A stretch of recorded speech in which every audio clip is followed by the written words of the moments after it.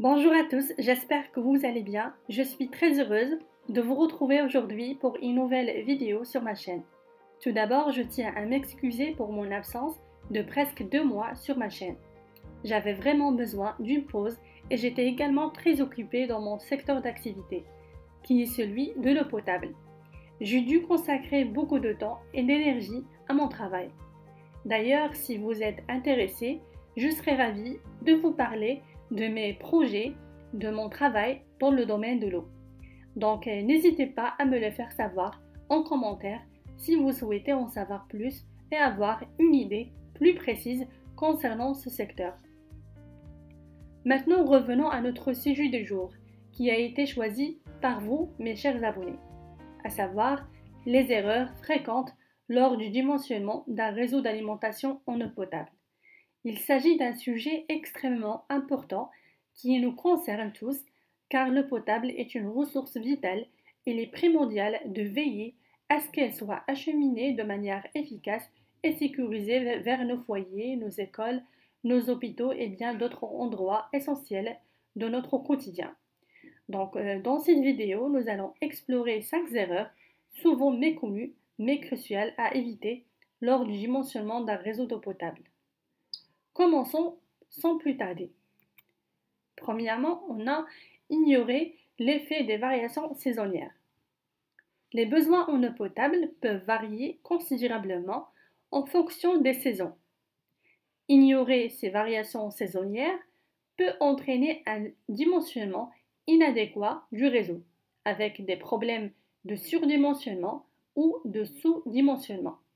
Donc, il est crucial de prendre en compte les variations saisonnières lors de la conception du réseau. Deuxième erreur, ne pas considérer l'efficacité énergétique. Un réseau d'eau potable consomme de l'énergie pour pomper l'eau et maintenir une pression adéquate. Ne pas tenir compte de l'efficacité énergétique peut entraîner une surconsommation énergétique et des coûts plus élevés. Il est important donc de choisir des pompes et des systèmes efficaces sur le plan énergétique et d'optimiser les stratégies de distribution pour réduire la consommation d'énergie. Troisième erreur, sous-estimer l'importance de la modélisation hydraulique. La modélisation hydraulique permet de simuler le comportement du réseau d'eau potable dans différentes conditions de fonctionnement. Sous-estimer l'importance de la modélisation hydraulique peut conduire à des problèmes tels que des déséquilibres de pression, des débits insuffisants ou des problèmes de qualité de l'eau. Il est donc recommandé d'utiliser des logiciels de modélisation hydraulique pour optimiser la conception du réseau. Quatrième erreur, ne pas considérer les fuites et les pertes d'eau. Les fuites d'eau sont courantes dans les réseaux de distribution et peuvent représenter une part importante de la consommation totale d'eau.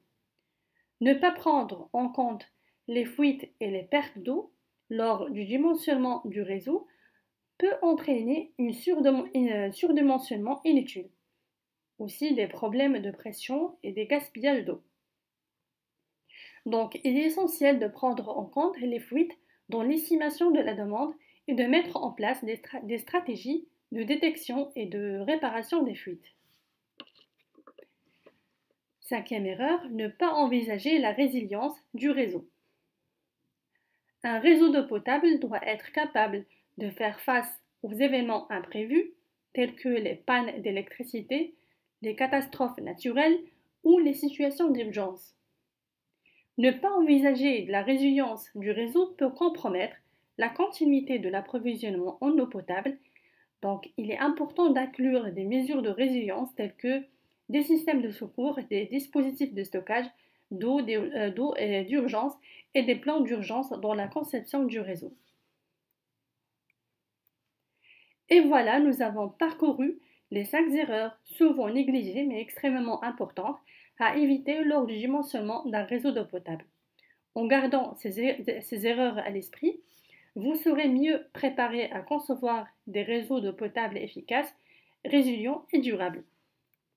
N'oubliez pas d'estimer aussi correctement la demande en eau, de prendre en compte les pertes de charge, d'optimiser l'efficacité hydraulique, de prévoir des marges de sécurité et de considérer la qualité de l'eau.